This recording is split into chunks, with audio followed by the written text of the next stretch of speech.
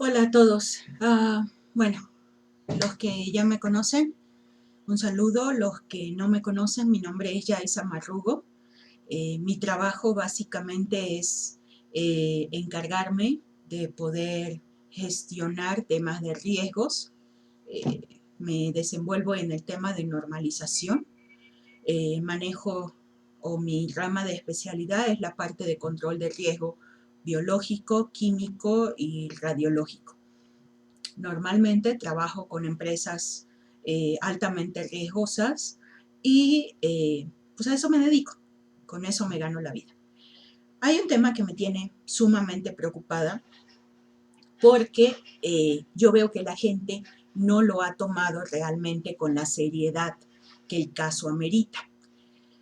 Vivo en México y lo que voy a hablar, las cifras de las que voy a hablar son de México, mas sin embargo, si lo extrapolamos, eh, aplica al mundo entero, porque los porcentajes son los mismos y lo que hay que cambiar son las aplicaciones dependiendo del número de habitantes y de la densidad de población del área. Aquí en México todas las noches el subsecretario de Salud, López-Gatell, sale hablando y dando información acerca de cómo va transcurriendo este tema de la pandemia que estamos sufriendo del coronavirus, el COVID-19, que es la enfermedad. El virus que lo produce es el SARS-CoV-2. Como sabemos, el problema empezó en China, pero se ha expandido como pólvora. Se ha expandido como pólvora y tiene un porqué. El virus no tiene una alta tasa de letalidad, pero tiene una alta virulencia. Algunos científicos estiman que la capacidad de infección del virus puede llegar hasta de un enfermo a 10 personas sanas. Es decir, que de cada enfermo podría infectar 10 personas a su alrededor. El promedio mundial en este momento está en 1 a 4. El gobierno mexicano ha considerado que con las medidas necesarias en México podríamos llegar a tener hasta 1 por cada 2.5. En este momento estamos en 1 por cada 1.8, cosa que es alarmante. Normalmente, los que nos dedicamos a calcular riesgos, tanto en la parte química como biológica como radiológica, podemos saber cuál es el panorama que espera y se hace a través de simulaciones, a través de modelos matemáticos. Hay software, hay algunos programas computarizados que se encargan de hacer cálculos. Obviamente uno tiene que darle los datos y hay que saber programarlos, y ellos nos dicen cuál es el peor panorama esperado y en base a eso se toman decisiones. Yo, pues, siendo extranjera en México, no me meto en temas de política, mas sin embargo quiero decir que aplaudo, de verdad aplaudo, la iniciativa del gobierno de colocar al subsecretario López-Gatell a la cabeza de todo esto, pues me parece una persona muy preparada. Me parece que las medidas que está tomando son las correctas, mas sin embargo me parece que le ha faltado contundencia al hablar y entiendo sus razones. Entiendo que la idea es no generar pánico y que quizá la población mexicana no está acostumbrada a escuchar algunas cosas. Él, como funcionario público, no puede decirlo, pero yo sí.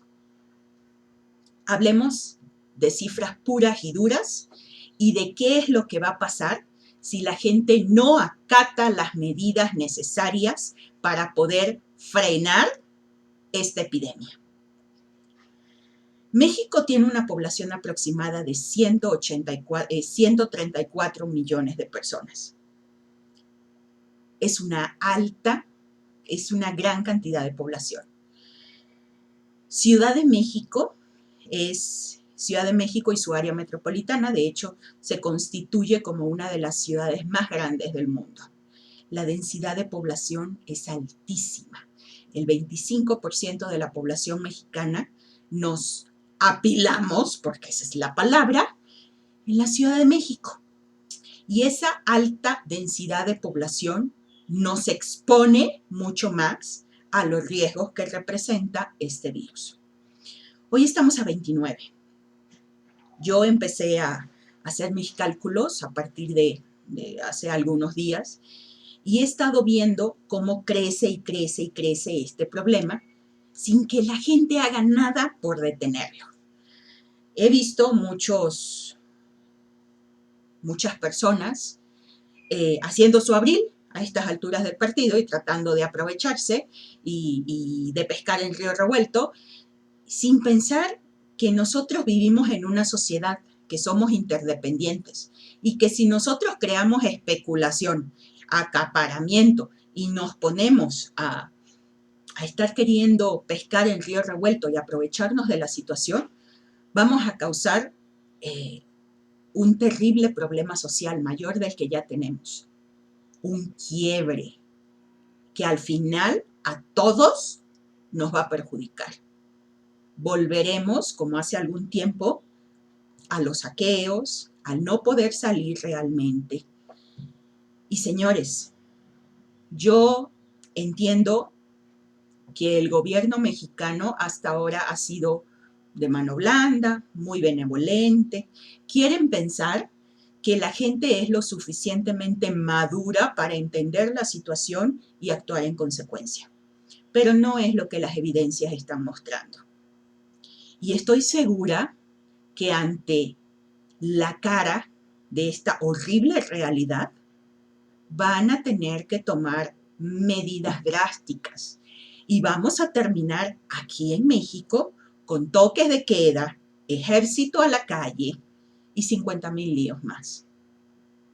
Como les decía, México tiene una población de 134 millones de personas. De acuerdo a las estadísticas que maneja el INDRE y que el subsecretario López-Gatell ha estado repitiendo en cadena nacional, de esas 134 millones de personas, muchos nos vamos a exponer, muchos vamos a terminar siendo expuestos. Hay una población de alto riesgo, que son las personas mayores de 65 años, bueno, de 60 años, que son los adultos mayores, y las personas con obesidad, diabetes, problemas cardíacos, problemas pulmonares, es decir, y aparte de eso, todas las personas que tengan problemas con su sistema inmunológico. Personas con problemas personas con enfermedades crónicas, como yo. Todos nosotros somos población altamente riesgosa.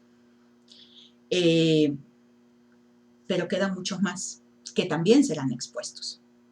Vamos a hablar de números. Resulta que se espera que para el 19 de abril entre la fase 3. Hay gente todavía que está soñando que ya como vamos, el 19 de abril van a decir, bueno, ya se acabaron las medidas y todos vamos a la calle y no va a pasar nada. No, señores.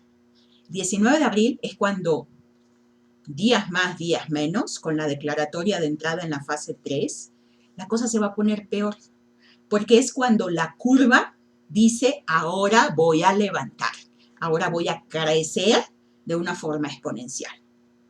De acuerdo a la modelación de datos que me he tomado la libertad de hacer, el punto álgido de esta situación va a llegar aproximadamente a finales de junio o principios de julio. Es cuando vamos a tener las más altas cifras.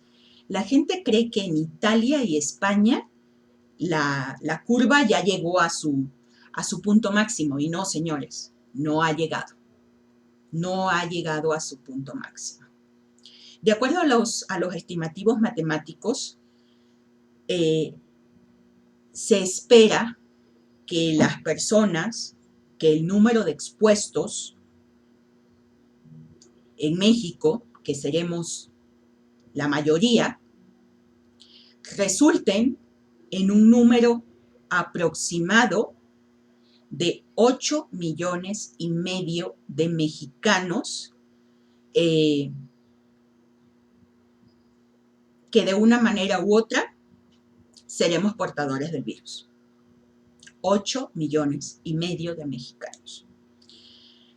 De esos 8,5 millones de mexicanos que de una manera u otra hemos sido expuestos y seremos portadores del virus, aproximadamente, de acuerdo al estimativo que tiene la Secretaría de Salud, el 80% serán portadores asintomáticos.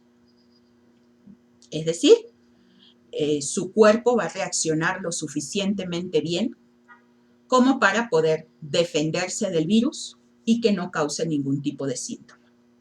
No significa que estos portadores asintomáticos no puedan transmitir la enfermedad. El riesgo está en que por ser portadores asintomáticos no sabrán que tienen, que tienen el virus y van a estar esparciéndolo sin saberlo si no tomamos las medidas necesarias. De esas 8,5 millones de personas expuestas, como les decía, 6,5 millones terminarán siendo asintomáticos, que es el 80% de la población que es portadora, por decirlo de alguna manera. Y aquí viene una diferencia importante. Una cosa es ser portador y otra cosa es desarrollar la enfermedad. Ser portador, o sea, todos los expuestos no necesariamente adquieran el virus. De los que adquieran el virus, no todos desarrollarán la enfermedad. Aquellos que lo adquieran y no desarrollen la enfermedad serán portadores sanos. Ojo, sí pueden contagiar, pero ellos no se enferman. De ese 20% que sí se enferma, se espera que 1,5 millones sean tratados de manera ambulatoria. Ese 1,5 millones corresponde actualmente a el 0,8, ¿sí? el 80%, 85% aproximadamente, de la gente que desarrollará la enfermedad.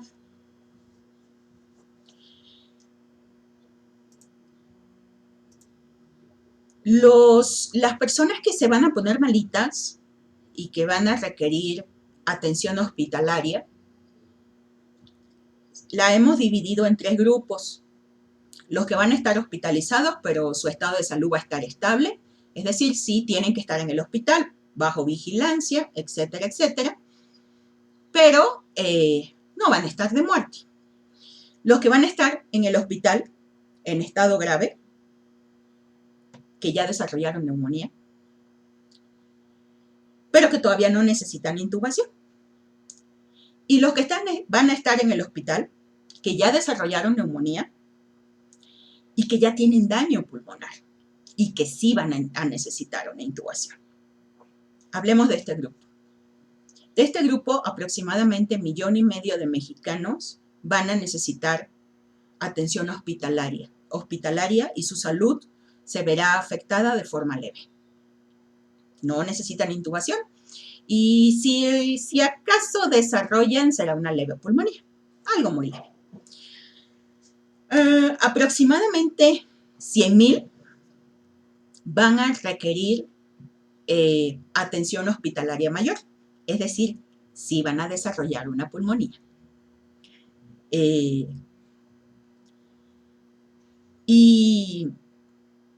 Y si se van a ver malitos, pero no van a necesitar intubación.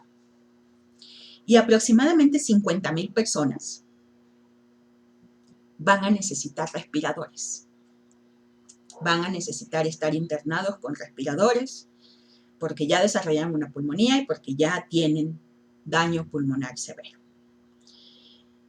Estas personas,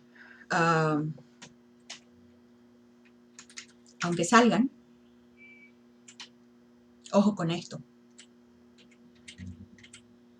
aunque estas personas salgan, estas 50.000, 65.000, ahí está el promedio, personas que requieran intubación, si se salvan, van a quedar con daño pulmonar permanente. Esa es la realidad. Hablemos de una realidad un poco más fea. Las personas que van a morir. Se espera que el 1% de la población mexicana, porque eso es la tasa de mortalidad actualmente, si hablamos de enfermos, de número de enfermos, se habla de que la tasa de mortalidad mundial está en 4.5% de los enfermos que requieren atención hospitalaria, por supuesto. En México se está hablando de que puede ser aproximadamente un 1% y se están tomando las medidas para que podamos manejarlo en estos niveles. De todas maneras, aunque la tasa de defunción sea estadísticamente muy baja, estaríamos hablando de entre 30 y 35.000 personas que fallecerán si nosotros, repito, no tomamos las cosas en serio y tomamos las medidas necesarias para evitar que esto pase. Las personas que podremos saber que están enfermas, ya sea que el gobierno las cuente como estadística o no, pero que van a presentar síntomas y que vamos a poder tener monitoreados, etcétera, etcétera, etcétera. Sumarán unas 6 millones de personas. Entonces, bueno, de hecho, 6.75 millones, 7 millones de personas aproximadamente. Que se recuperarán al final, pero algunas tendrán consecuencias muy, muy graves. Muy probablemente los que queden registrados en estadísticas oficiales, y no porque el gobierno no quiera, sino porque no tienen la capacidad de censar todo. Serán únicamente 1.5 millones de 8 millones de expuestos.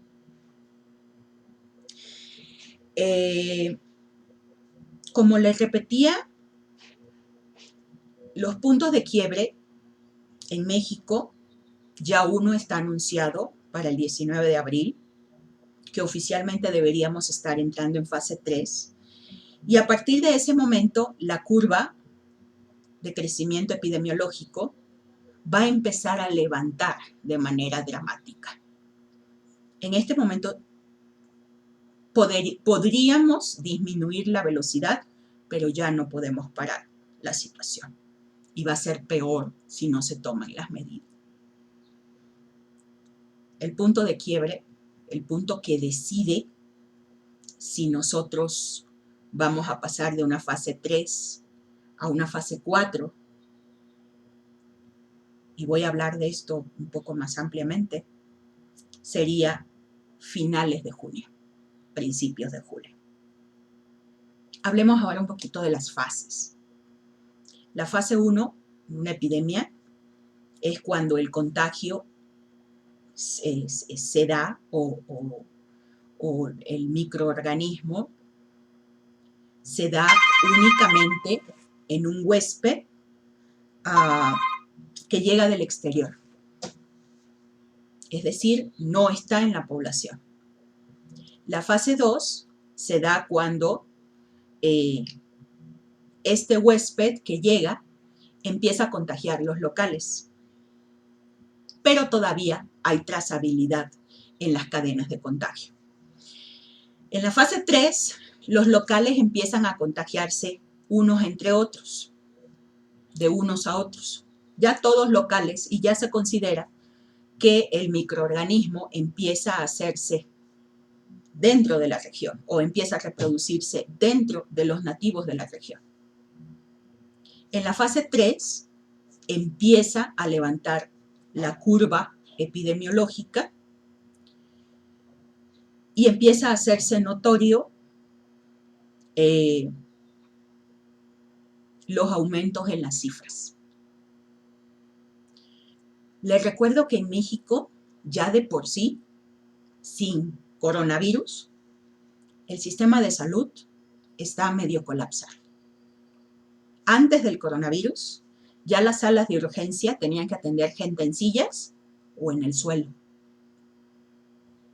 Y aumentando el número de pacientes, llegará el momento, y no está muy lejos, en que ya no los puedan atender, porque son demasiados. Y va a empezar a morir gente en la calle. Si no hacemos lo que se necesita, Dios no lo permita, llegaremos a la fase 4. Será una catástrofe. Fase 4 es un estado de guerra. Es la fase en la que Italia entró. Y es el punto en el que los médicos van a tener que decidir, de acuerdo a la probabilidad de supervivencia, a quienes atienden y a quienes no. Y para los que no sean atendidos, obviamente, eso será una condena a muerte. Una muerte lenta y dolorosa, porque van a morir ahogados en sus propios fluidos. No van a tener aire, van a sentir que respirar les duele. La fiebre va a ser muy alta y su sistema inmunológico no va a tener cómo responder. Esa es la realidad a la que nos enfrentamos. Esto es un llamado a la conciencia de la gente, a que por favor nos cuidemos y cuidemos a las personas que están a nuestro alrededor. Si no nos unimos y nos organizamos, no vamos a sobrevivir a esta prueba. Sé que esto es un parteaguas en la vida de esta generación. Sé que en México no hay la cultura para poder enfrentar este tipo de cosas, pero se requiere que en este momento la gente adquiera la capacidad de aprender rápidamente, de adaptarse rápidamente y hacer lo necesario. Cuidémonos todos y que Dios nos bendiga.